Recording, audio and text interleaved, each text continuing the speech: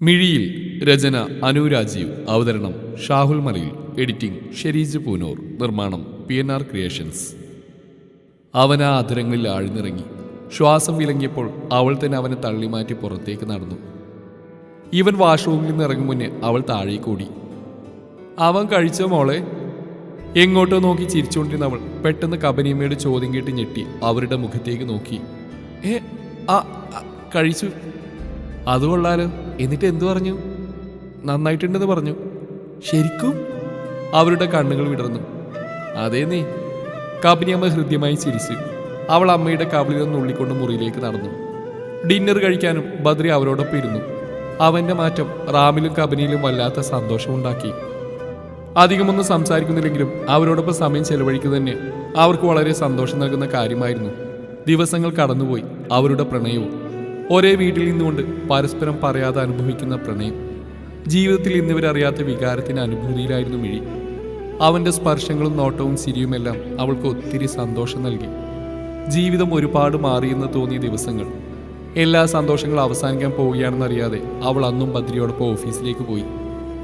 Partner, ഉച്ചക്കൊരു meeting ഉണ്ട്, താൻ വരുന്നുണ്ടോ? ഹോട്ടൽ മെറിഡിയനിൽ വെച്ചാ. നോവേ, ഇന്നലത്തെ വർക്ക് ഫുൾ പെൻഡിങ്ങാ. അത് ഇന്നെങ്കിലും തീർക്കണം. നാളെ പ്രസന്റ് ചെയ്യാനുള്ളതാ.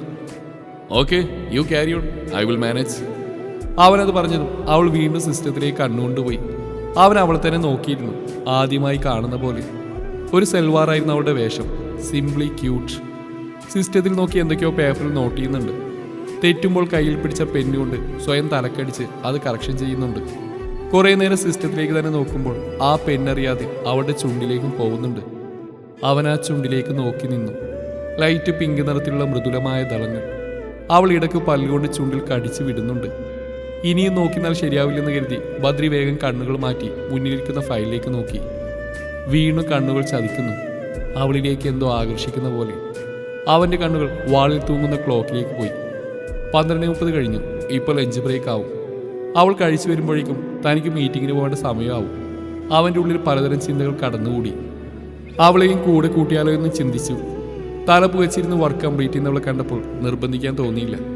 അവൻ ഉടൻ തന്നെ സീറ്റിൽ നിന്ന് എഴുന്നേറ്റു.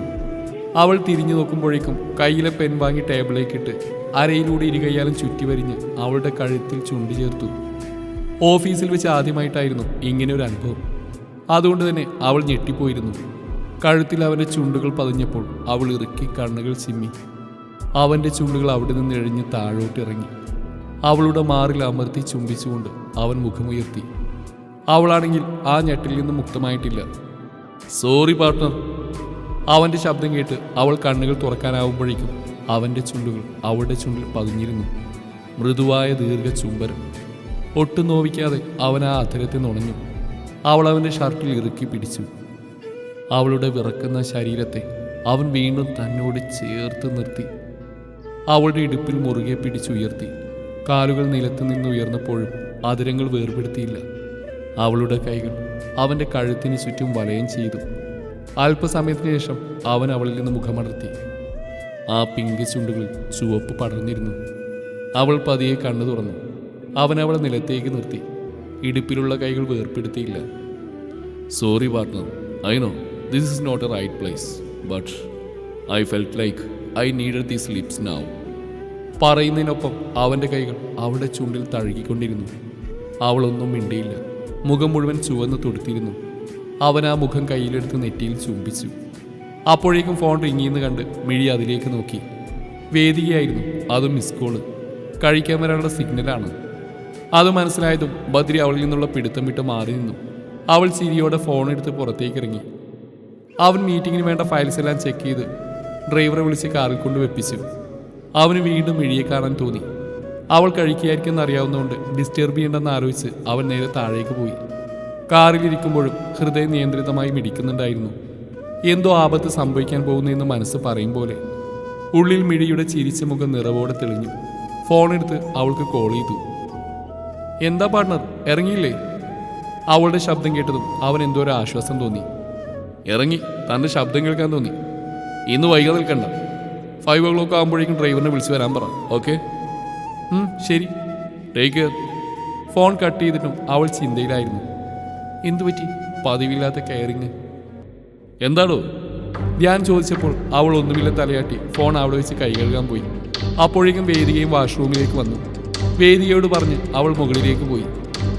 ബാക്കിയുള്ള വർക്ക് കൂടെ കംപ്ലീറ്റ് ചെയ്ത് പെൻഡ്രൈവിലാക്കി അത് ലോക്കർ റൂമിൽ വെക്കാനായി അവൾ ക്യാബിനിൽ നിന്ന് പുറത്തേക്ക് ഇറങ്ങി. അതേ ഫ്ലോറിൽ തന്നെ ഏറ്റവും അറ്റത്തായാണ് ലോക്കർ റൂം. ധ്യാനിൻ്റെ ക്യാബിൻ കഴിഞ്ഞ് കുറച്ചുകൂടെ മുന്നോട്ട് പോയാൽ മീറ്റിംഗ് റൂം, അതിനപ്പുറത്ത് CCTV മെയിൻ്റനൻസ് റൂം, അതിനപ്പുറത്ത് ചെറിയ സ്റ്റോർ റൂം, അതിനപ്പുറത്തായാണ് ലോക്കർ റൂം. അവൾ കയ്യിലുള്ള കീ ഉപയോഗിച്ച് ഡോർ തുറന്നു. ഒരു ഹാള് പോലെയുള്ള മുറിയിൽ നിന്നും വീണ്ടും ഒരു ഡോറുണ്ട്. അതേ കീ സെറ്റിലുള്ള വേറൊരു കീ ഉപയോഗിച്ച് ആ ഡോറും തുറന്നു. അതൊരു ചെറിയ മുറിയാണ്. അതിലുള്ള ലോക്കറിൻ്റെ പിൻ പ്രസ് ചെയ്ത് പെൻഡ്രൈവ് അതിനുള്ളിൽ വെച്ച് ലോക്കർ ക്ലോസ് ചെയ്യുമ്പോഴാണ് ആരോ പുറത്തെ ഡോറടക്കുന്ന പോലെ ശബ്ദം കേട്ടത്. അവൾ തിരിഞ്ഞു നോക്കുമ്പോഴേക്കും അവളുടെ തലയിൽ എന്തോ ശക്തമായി അടിച്ചു. കയ്യിലെ കീ തെറിച്ചു പോയി. തലയാകെ ഒരു തരിപ്പ്. അവൾ കണ്ണുകൾ ഇറുകെ ചിമ്മി. കൺപീലിയിൽ ഭാരം തോന്നി. അവൾ ആ വേദനയിലും കണ്ണുകൾ വലിച്ചു തുറന്നു. കൺപീലിയിൽ നിന്ന് കൊഴുത്ത രക്തത്തുള്ളികൾ ഇറ്റി വീഴുന്നു. കലങ്ങിയ കണ്ണിലൂടെ അവൾ കണ്ടു തൻ്റെ അടുത്തേക്ക് വരുന്ന അതേ കറുത്ത രൂപത്തെ. ആ കാഴ്ച മനസ്സിലേക്ക് കൊണ്ടുവരുമ്പോഴേക്കും അവൾക്ക് നേരെ അയാൾ എന്തോന്ന് ആഞ്ഞു വീശി. അവൾ ഊക്കോടെ നിലത്തേക്ക് പതിച്ചു. കണ്ണുകൾ അടക്കുമ്പോൾ തലയിലൂടെ ഒഴുകിപ്പരുന്ന രക്തം മാത്രമായിരുന്നു ആ മിഴികളിൽ. മീറ്റിംഗ് കഴിയുമ്പോഴേക്ക് 5 മണി കഴിഞ്ഞിരുന്നു. അവൻ വേഗം ഫോൺ എടുത്ത് മിഴിയുടെ ഫോണിലേക്ക് ട്രൈ ചെയ്തു. 2 തവണ റിങ് ചെയ്ത് തീരാറാവുമ്പോഴേക്കും ആരോ കോൾ അറ്റൻഡ് ചെയ്തു. സർ, ഇത് റിസപ്ഷനിൽ നിന്നാണ്. മാഡം ഫുഡ് കോർണറിൽ ഫോൺ മറന്നു വെച്ചെന്ന് തോന്നുന്നു. പോകുമ്പോൾ കൊടുക്കാമെന്ന് കരുതി ഇവിടെ വെച്ചു. മിഴി ഇറങ്ങിയില്ലേ? No sir. ഡ്രൈവർ വന്നിട്ടുണ്ടോ? No sir. ആ, ഓക്കെ. അവൻ ആ കോൾ കട്ട് ചെയ്ത് അവൻ്റെ ക്യാബിലുള്ള ലാൻഡ് ലൈനിലേക്ക് ഡയൽ ചെയ്തു. ആരും കോൾ അറ്റൻഡ് ചെയ്യുന്നുണ്ടായിരുന്നില്ല. അവന് വല്ലാത്ത ടെൻഷൻ തോന്നി. വേഗം കാറിൽ കയറി ഓഫീസിലേക്ക് വിട്ടു. അവിടെ എത്തിയതും കാറിൽ നിന്ന് ഇറങ്ങി അകത്തേക്ക് ഓടി. എല്ലാവരും ഡ്യൂട്ടി ടൈം കഴിഞ്ഞ് പുറത്തേക്ക് ഇറങ്ങി തിരക്കിലായിരുന്നു. ആരെയും നോക്കാതെ സ്റ്റെപ്പിലൂടെ തന്നെ അവൻ മുകളിലേക്ക് ഓടിക്കയറി. ക്യാബിൻ തുറക്കുമ്പോൾ അകത്ത് ആരും ഉണ്ടായിരുന്നില്ല. ടേബിളിന് മുകളിൽ വെച്ച് അവളുടെ ബാഗ് അവൻ ശ്രദ്ധിച്ചു. നേരെ ധ്യാനിൻ്റെ ക്യാബിനിലേക്ക് കയറി. പെട്ടെന്ന് ഡോർ തുറന്ന് കയറി വരുന്ന ബദ്രിയെ കണ്ട് അവനൊന്ന് പതറി. അവൻ ഇറങ്ങാനുള്ള തയ്യാറെടുപ്പിലായിരുന്നു. എന്താ സർ? മിഴിയെ കണ്ടോ? നോ സർ, ഫുഡ് കഴിച്ച് വർക്ക് ബാക്കിയുണ്ടെന്ന് പറഞ്ഞ് നേരത്തെ ക്യാബിനിലേക്ക് പോയി. എന്തെങ്കിലും പ്രോബ്ലം ഉണ്ടോ സർ? ഏയ് നോ, താൻ പൊക്കോ. അവൻ വേഗം അവിടെ നിന്ന് ഇറങ്ങി സ്വന്തം ക്യാബിനിലേക്ക് പോയി. അവിടുന്ന് എഞ്ചിനീയറിംഗ് ഹെഡ് പ്രസാദിന്റെ സെക്ഷനിലേക്ക് വിളിച്ച് വേദികയെ കണക്ട് ചെയ്തു. അവൾ ഇറങ്ങാൻ നിൽക്കുകയായിരുന്നു. ധ്യാൻ പറഞ്ഞ അതേ മറുപടി തന്നെയാണ് വേദികയും പറഞ്ഞത്. ബദ്രിക്ക് ആകെ പ്രാന്തിടിക്കുന്ന പോലെ തോന്നി. ടെൻഷൻ കൊണ്ട് ശരീരം തളരുന്ന പോലെ. എന്തോ ആപത്ത് സംഭവിച്ചെന്ന് മനസ്സ് പറയുന്നു. ബദ്രി അവശതയോടെ സീറ്റിലേക്ക് അവന്റെ കണ്ണ് സിസ്റ്റത്തിലേക്ക് പോയി. കണക്ട് ചെയ്ത് വെച്ച പെൻഡ്രൈവ് അവിടെ ഇല്ലെന്ന് കണ്ടതും അവന്റെ മനസ്സിൽ ലോക്കർ റൂം കടന്നു വന്നു. വേഗം തന്നെ ടേബിളിലെ ഡ്രോ വലിച്ച് ലോക്കർ റൂമിലെ കീ അവിടെ ഉണ്ടോ നോക്കി. ഇല്ല എന്ന് കണ്ടതും അവൻ ഉടൻ തന്നെ ക്യാബിനിൽ നിന്ന് പുറത്തിറങ്ങി. ആ കോറിഡോറിലൂടെ മുന്നോട്ട് ഓടി. ആ ഫ്ലോറിൽ ആരും ഉണ്ടായിരുന്നില്ല. എല്ലാ റൂമും ലോക്കായിരുന്നു. ധ്യാനടക്കം എല്ലാവരും ഇറങ്ങിയിരുന്നു. അന്ന് ആദ്യമായി അവൻ മനസ്സുകൊണ്ട് ദൈവത്തെ വിളിച്ചു. അവൾക്ക് ആപത്തൊന്നും വരുത്തില്ലെന്ന് പ്രാർത്ഥിച്ചുകൊണ്ട് അവൻ ലോക്കർ റൂമിന്റെ ഡോർ തുറന്നു. വെള്ളട്ടയിൽ പതിച്ച രക്തക്കറ പുരണ്ട ചെരുപ്പിന്റെ അടയാളം അവനെ തളർത്തി. വിറച്ച കാലടികളോട് അകത്തേക്ക് നടക്കുമ്പോൾ അവന്റെ കണ്ണുകൾ നിറഞ്ഞു തുളുമ്പിയിരുന്നു. അകത്തെ റൂമിലെ ചാരി വെച്ച ഡോറ് തുറന്നു അവൻ തറഞ്ഞു നിന്നു.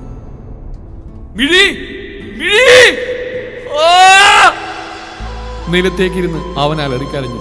രക്തത്തിൽ കുളിച്ച് കിടക്കുന്ന അവളെ മടിയിൽ കിടത്തി. അവര് വാക്കുകൾ പുറത്തേക്ക് വരുന്നുണ്ടായിരുന്നില്ല.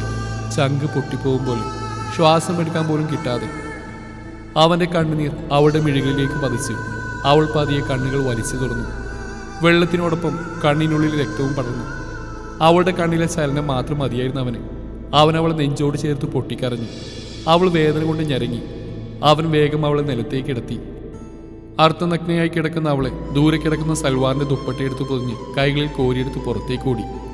അവളുടെ കൈകൾ പതിയെ ഉയർന്നു വന്നു. അവന്റെ കവിളിലൊന്ന് തഴുകി. അവന്റെ കവിളിൽ ചുവപ്പ് പടർന്നു. അവളുടെ കണ്ണുകൾ പതിയെ അടഞ്ഞുപോയി. നിറഞ്ഞ കണ്ണുകൾ അമർത്തി തുടച്ച് അവൻ സ്ട്രക്ചറിന് പിന്നാലെ ഓടി. കാഷ്വാലിറ്റിയിൽ നിന്നും ഉടനെ തന്നെ ICUവിലേക്ക് ഷിഫ്റ്റ് ചെയ്തു. ഡ്യൂട്ടി ഡോക്ടറും കൂടെ തന്നെ 2 ലേഡി ഡോക്ടേഴ്സും അകത്തേക്ക് കയറി. അവൻ തളർന്ന് അവിടെയുള്ള ചെയറിലേക്ക് ഇരുന്നു. ഉള്ളം കൈ മുഴുവൻ അവളുടെ ചോര പടർന്നിരിക്കുന്നു. ആ കൈ കൊണ്ട് തന്നെ അവൻ സ്വയം തലക്കടിച്ചുകൊണ്ട് അലറിക്കരഞ്ഞു. കണ്ണുകൾ തോരുന്നുണ്ടായിരുന്നില്ല.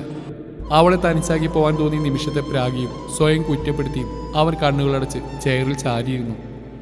എന്തൊക്കെ സംഭവിച്ചിട്ടുണ്ടെങ്കിലും ഒരല്പം ജീവൻ മാത്രം ബാക്കി തന്നേക്കണമെന്ന് അവൻ കൈ രണ്ടും ചേർത്ത് പിടിച്ച് മുകളിലേക്ക് നോക്കി കരഞ്ഞുകൊണ്ട് പ്രാർത്ഥിച്ചു. അവൻ്റെ മനസ്സിലേക്ക് ഒരു 15 വയസ്സുകാരൻ കടന്നു വന്നു.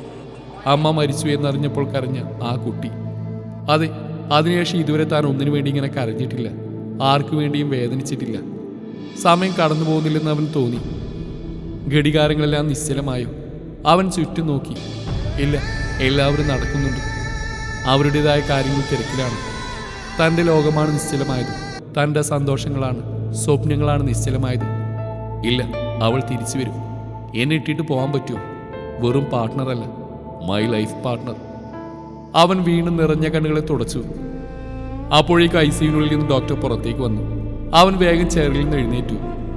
മിസ്റ്റർ ബദ്രിനാഥ് അല്ലേ? അവൻ വെപ്രാളത്തോടെ തലകുലുക്കി. സാറ് ക്യാബിലേക്ക് വരൂ. ഡോക്ടർ മുന്നിൽ നടന്നു. അവൻ അയാൾക്ക് പുറകെയും.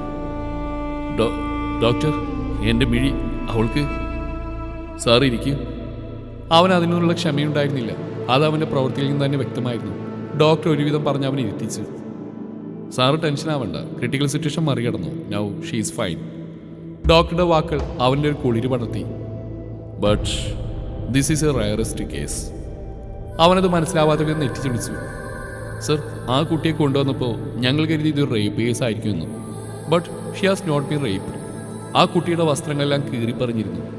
അതുകൊണ്ട് തന്നെ പരിശോധനയ്ക്ക് വേണ്ടി സ്പെഷ്യൽ ലേഡി ഡോക്ടേഴ്സ് ഉണ്ടായിരുന്നു. ആരോ മനഃപൂർവ്വം വേദനിപ്പിക്കാൻ ചെയ്ത പോലെ. ശരീരത്തിലെല്ലാം എന്തോ കൂർത്ത അയൺ റോഡ് കൊണ്ട് മുറിവാക്കിയിട്ടുണ്ട്. തറയിൽ 2 അടി കിട്ടിയിട്ടുണ്ട്. അതെന്തോ മരത്തിൻ്റെ വസ്തു ഉപയോഗിച്ചാണ്. വിച്ച് മീൻസ് വന്ന ആൾക്ക് ഈ കുട്ടി മരിക്കണമെന്ന് ആഗ്രഹമില്ലായിരുന്നു. വേദനിപ്പിക്കുക എന്ന് മാത്രമായിരുന്നു ആവശ്യം തോന്നുന്നു. പിന്നെ വസ്ത്രങ്ങളൊക്കെ എന്തിനാ കീറിയതെന്ന് അറിയില്ല. മേ ബി റേപ്പ് അറ്റംപ്റ്റ് ആയിരിക്കാം. ആരെങ്കിലും വന്നുകൊണ്ട് നടക്കാഞ്ഞതോ ആവും. ബട്ട് നമുക്ക് വരുന്ന ടാസ്ക് എന്താണെന്ന് വെച്ചാൽ, ബോധം വന്നു കഴിഞ്ഞാൽ ആ കുട്ടിക്കൊന്നും സംഭവിച്ചിട്ടില്ലെന്ന് ആ കുട്ടിയെ തന്നെ പറഞ്ഞു മനസ്സിലാക്കാൻ നമ്മളെക്കൊണ്ട് സാധിക്കുമോ എന്നുള്ളതാണ്. Anyway, she is okay now. ഞങ്ങൾ എന്തു വേണം? പോലീസിന് ഇൻഫോം ചെയ്യട്ടെ? നോ ഡോക്ടർ, അവളെ ഉപദ്രവിച്ചവരെ ഞാൻ കണ്ടെത്തിക്കോളാം. അവൾ അനുഭവിച്ച വേദന അവരറിയണ്ടേ? Please doctor. It's okay sir, I will manage. അവൻ ഡോറൊന്ന് പുറത്തേക്ക് ഇറങ്ങി. വേദനിപ്പിക്കുക എന്ന് മാത്രമാണ് ആവശ്യം. ഡോക്ടർ പറഞ്ഞതിൽ നിന്നും ആ വാക്കുകൾ മാത്രം അവൻ്റെ കാതിൽ വീണ്ടും വീണ്ടും കേട്ടുകൊണ്ടിരുന്നു. അവളെ വേദനിപ്പിക്കാനല്ല, അവൾക്ക് മുറിവുണ്ടാകുമ്പോൾ അവളെക്കാളേറെ വേദനിക്കുന്ന എനിക്കാണ്. എന്നെ വേദനിപ്പിക്കാനാണ്. അവനെ ചിന്തകളിൽ നിന്ന് മോചിപ്പിച്ചുകൊണ്ട് അവൻ്റെ ഫോൺ റിങ് ചെയ്തു. 5 അക്കമുള്ള നമ്പർ കണ്ട് അവൻ സംശയത്തോടെ അറ്റൻഡ് ചെയ്തു. ഹലോ മിസ്റ്റർ ബദ്രിനാഥ്, ഒരുപാട് ഭയന്നല്ലേ? ഞാൻ കണ്ടു നീ കരയുന്നത്, ചങ്ക് തകർന്ന് കരയുന്നത്.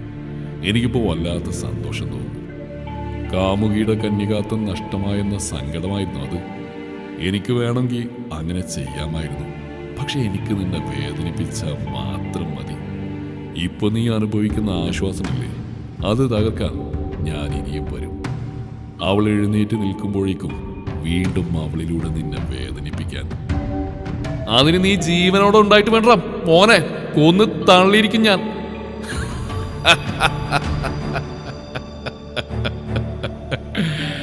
How funny. ഞാൻ ആരാണെന്ന് കണ്ടെത്താൻ പോലും നിന്നെ കൊണ്ടാവില്ല. നീ കരയാൻ പോകുന്നേ ഉള്ളൂ. Good like my friend. ആ കോള് കട്ടായി. ആ ശബ്ദം കേട്ടിട്ട് പരിചയം തോന്നിയില്ല. ഒരുപാട് ശത്രുക്കളുണ്ട്, പക്ഷെ ഇങ്ങനൊരു സൈക്കിക് മൈൻഡുള്ള ഒരാൾ. അവൻ വീണ്ടും ചിന്തകളിൽപ്പെട്ട് ഉഴറി. വേഗം തന്നെ ഫോണെടുത്ത് ഡയൽ ചെയ്ത് ചെവിയിലേക്ക് ചേർത്തു. Hello Vijay, I need your help. ഞാൻ നമ്പർ സെൻഡ് ചെയ്യാം. അതിന് ലൊക്കേഷൻ അല്ലെങ്കിൽ സിം എടുത്ത ആളുടെ പേരെന്നറിയണം. അവൻ കോൾ കട്ട് ചെയ്ത് നമ്പർ അയച്ചു കൊടുത്തു. അതിനുശേഷം വേഗം അർജിത്തിനെ വിളിച്ചു. എന്താ ബദ്രി, നീ എവിടെയാ? ഞാൻ സൈറ്റിലുണ്ട്. നീ വേഗം ഓഫീസിൽ പോകണം. ഇന്ന് ഉച്ചോട്ടുള്ള ഫുൾ CCTV ഫുട്ടേജ് അവിടുന്ന് കളക്ട് ചെയ്യണം. ക്വിക്ക്. എന്താണ്, എന്തെങ്കിലും പ്രോബ്ലം ഉണ്ടോ? കുറച്ച്. നീ വേഗം അങ്ങോട്ട് പോയിട്ട് വിളിക്ക്. ബദ്രി ഫോൺ കട്ട് ചെയ്ത് റാമിനെ വിളിച്ച് കാര്യം പറഞ്ഞു. കുറച്ചു നേരം കഴിയുമ്പോഴേക്കും ടെൻഷൻ അടിച്ചുകൊണ്ട് റാമു കരച്ചിലോടെ കബനിയമ്മയെ ഓടി പാഞ്ഞെത്തി. ബദ്രി ആ സീറ്റിൽ തന്നെ ഇരിക്കുകയായിരുന്നു. ആരാണോ ഇത് ചെയ്ത് അവൻ്റെ ഉദ്ദേശം നടന്നു. ഞാൻ തകർന്നു. അവൾ ഇത്രത്തോളം തന്നെ ഭാഗമായി തീർന്നു എന്ന് ഇപ്പോഴാണ് അവന് മനസ്സിലായത്. തുടരും ഈ കഥയുടെ ബാക്കി ഭാഗം നാളെ ഇതേ സമയം.